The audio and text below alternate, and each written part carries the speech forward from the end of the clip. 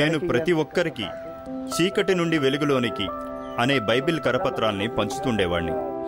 ఆ ప్రాంతంలో సరైన రవాణా సౌకర్యాలు లేకపోవడంతో ప్రతి ఇంటికి సైకిల్ మీద కానీ లేదా కాలినడకన కానీ వెళుతూ ఉండేవాణ్ణి. అక్కడున్న వారికి యేసుక్రీస్తు గురించి, అద్భుత ప్రదేశమైన పరలోకం గురించి చెప్తూ ఉండేవాడిని.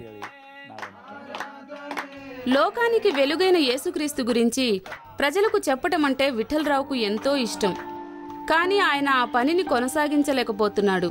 ఎందుకంటే అతని కంటి చూపు మందగించసాగింది.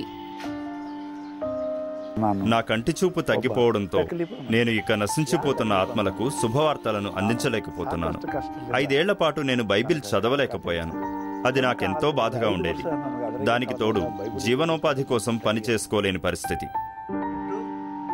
అతని పిల్లలు మరియు భార్య తన విషయంలో శ్రద్ధ తీసుకొని అవసరాలన్నిటినీ తీర్చినప్పటికీ అతని హృదయం మాత్రం యేసుక్రీస్తు గురించి ప్రజలకు చెప్పాలని ఆశపడేది.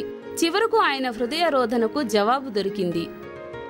పాస్టర్ జగన్నాథ్ నాకు సిబిఎన్ వారి కంటి చికిత్సా శిబిరం గురించి చెప్పారు. ఆ శిబిరంలో పరీక్ష చేయించుకున్నప్పుడు నా శుక్లాలు బాగా ముదిరిపోయాయని తేలింది. ఆపరేషన్ బ్లెస్సింగ్ వారు అతనికి కంటి ఆపరేషన్ చేసి శుక్లాలను తొలగించడానికి ముందుకొచ్చారు. దాంతో విఠలరావులో ఆశ చిగురించింది. నేను కంటి చికిత్సా శిబిరానికి వెళ్లి పరీక్ష చేయించుకున్న తర్వాత వాళ్ళు నన్ను హాస్పిటల్లో చేర్పించి అదే రోజు నాకు ఆపరేషన్ చేశారు. మరుసటి రోజు శస్త్రచికిత్స తరువాత చేసే పరీక్షలు చేసి కొన్ని ముఖ్యమైన సూచనలు ఇచ్చారు.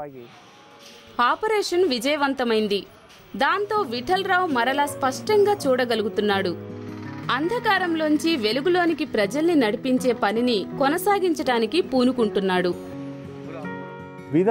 నాకు శస్త్రచికిత్స జరగడంతో ఎంతో సంతోషంగా ఉన్నాను. ఒకప్పుడు నేను చూడలేకపోయేవాణ్ణి, కానీ ఇప్పుడు చూడగలుగుతున్నాను. సిబిఎన్ ఎంతో మంచి పని చేస్తోంది. వారు ప్రజల్ని చీకటిలోంచి వెలుగులోనికి తీసుకువస్తున్నారు. నేనిప్పుడు బైబిల్ చదవగలను.